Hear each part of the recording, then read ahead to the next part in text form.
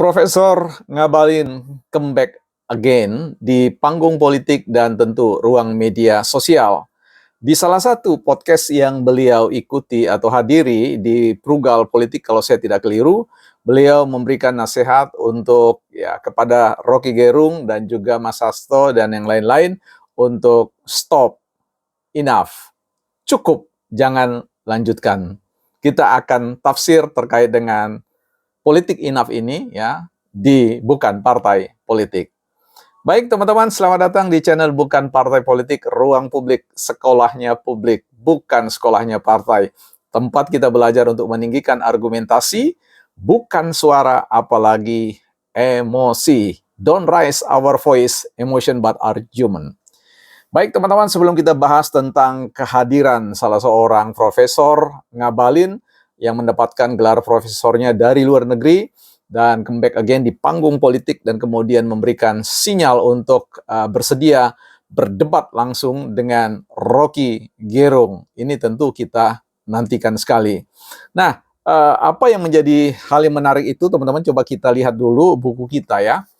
Buku kita ada Sharpening Your People Skill, ya, bagaimana mempertajam kemampuan orang-orang Anda.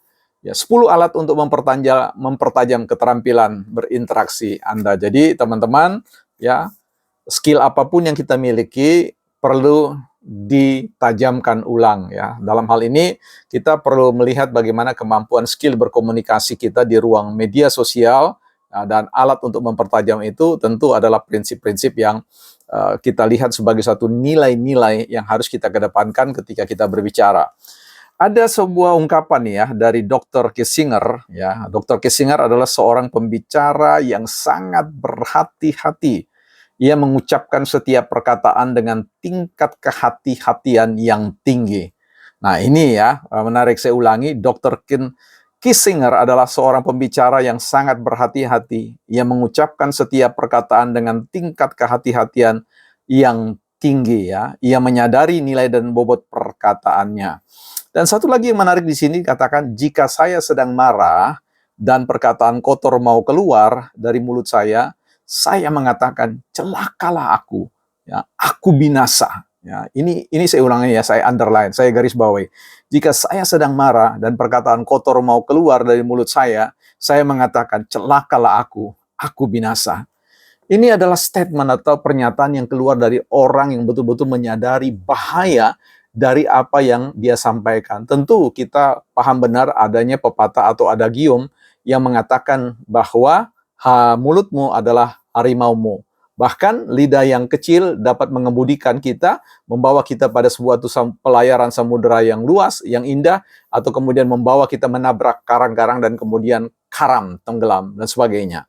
Inilah yang kemudian mau dikatakan oleh Profesor Ngabalin terkait dengan apa yang sepak terjang dari Rocky Gerung dan juga Hasto dalam konteks komunikasi publik, yang menurut beliau saya kira itu dapat mencerminkan rendahnya peradaban intelektual seseorang, yang dalam bahasa saya seringkali saya katakan bahwa itu memenuhi hukum yang saya sebut sebagai contempt of expertise, penghinaan terhadap kepakaran diri sendiri.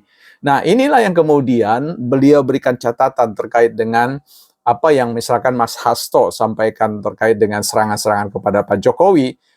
Beliau mengatakan bahwa Mas Hasto bukanlah malaikat, bukanlah katakanlah manusia biasa yang tentu dalam punya catatan jejak-jejak. Nah ini jejak-jejak apa yang dimaksud saya tidak tahu, karena ini bisa mengingatkan kita pada apa yang dilakukan oleh Hasto yang berusaha untuk mengungkap jejak-jejak itu dan kemudian melakukan tuduhan-tuduhan terkait dengan upaya kriminalisasi Jokowi terkait dengan Pak Anies dan begitu juga mulai juga ikut-ikutan Bang Deddy Sitorus mulai membongkar jejak-jejak yang ada dan sebagainya terkait dengan tentu Bang Ara, di mana beliau mengatakan bahwa Bang Ara itu bukan siapa-siapa dulunya dan sebagainya.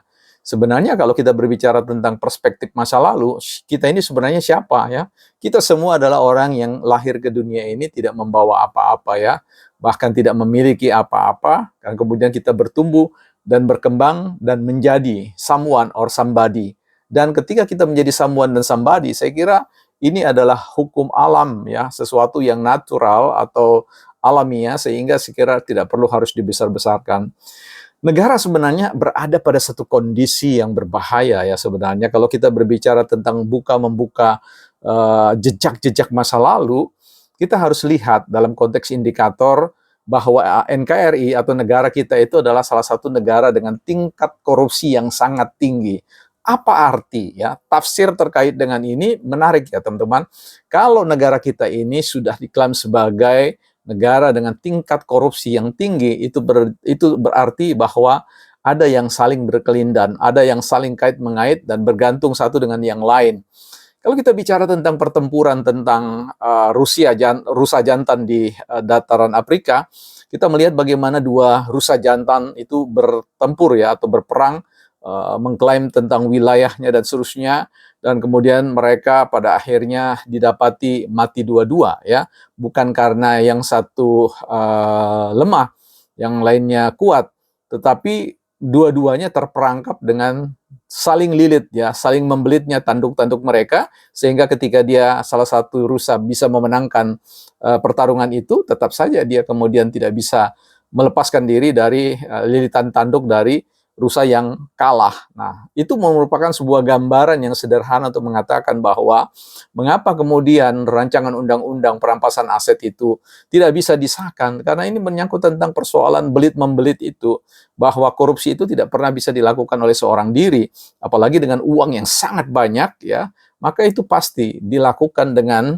cara yang melibatkan orang-orang yang lain. Dan sekali lagi bahwa ini akan berkaitan ya, semacam rantai, anak rantai yang terus-menerus ada cantolan-cantolannya, sehingga akan ada yang namanya ekonomi korupsi ya. Ekonomi penyelesaian masalah korupsi itu akan juga ditimbang dengan seberapa besar manfaat yang ada. Karena itu saya rasa rancangan undang-undang perampasan aset ini bisa berbicara tentang kemungkinan bahwa ini akan dipersiapkan untuk diberlakukan secara ke depan, tidak diberlakukan secara surut. Karena kalau dilakukan secara surut, maka kita akan mengalami dinamika kekeosan yang luar biasa. Karena sekali lagi tadi tesisnya, sebagai negara yang tingkat korupsinya sangat tinggi, itu sangat memungkinkan orang akan menyelamatkan diri, dan orang akan berusaha untuk membentengi, melakukan proteksi-proteksi, bahkan serang-serangan, dan kemudian saling ancam dan sebagainya, yang membuat NKRI ini kemudian tidak menjadi kondusif lagi, ya seperti itu. Dan ini menjadi sebuah bahaya bagi negara yang memang terindikasi sebagai negara yang tingkat korupsinya sangat tinggi.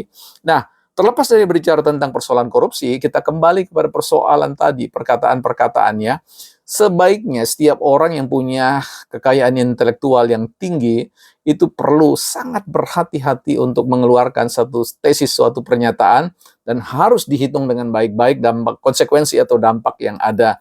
Bahkan ketika harus mengatakan penghinaan dan sebagainya, harusnya setiap orang harus sadar bahwa itu akan mencelakakan, membinasakan dirinya sendiri ya. Sekali lagi, tidak ada perkataan yang tidak baik itu yang kemudian bisa membuat orang sukses. Semua perkataan-perkataan yang tidak baik itu akan mencelakakan setiap orang, cepat atau lambat. Jadi di titik ini saya mengatakan bahwa kita akan memasuki masa perdebatan ya. Kita menunggu Profesor Ngabalin untuk hadir menjadi tameng ya, bukan dalam rangka melindungi orang-orang yang tidak pantas dilindungi, tetapi jangan sampai kemudian publik ini mencerna sebuah informasi yang hasil dari sebuah propaganda yang tidak lagi bicara tentang kepentingan besar bagi NKRI ini, tetapi kepentingan-kepentingan kecil, atau bahkan memproteksi ya serangan-serangan yang menurut saya itu akan membahayakan diri mereka, sehingga mereka harus melakukan seperti itu. Kita berharap bersama bahwa NKRI jauh lebih baik lagi ke depan. Tentu jauh lebih kita mulai saja dengan apa yang kita sebut sebagai belajar untuk bertutur, meninggikan argumentasi bukan suara, apalagi emosi. Nah teman-teman, saya tutup video ini dengan mengiklankan tentang sebidang tanah 10x20 di IKN. Teman-teman yang punya impian untuk membangun investasi rumah di sana bersama dengan keluarga, teman-teman bisa cek informasi yang menarik, yang menurut saya langka untuk hadir ada. Silakan cek di website kami, bukanpartaipolitik.com. Di sana teman-teman akan bertemu, membaca advertising, dan kemudian bisa berkomunikasi dengan tim marketing kami. Bukan Partai Politik.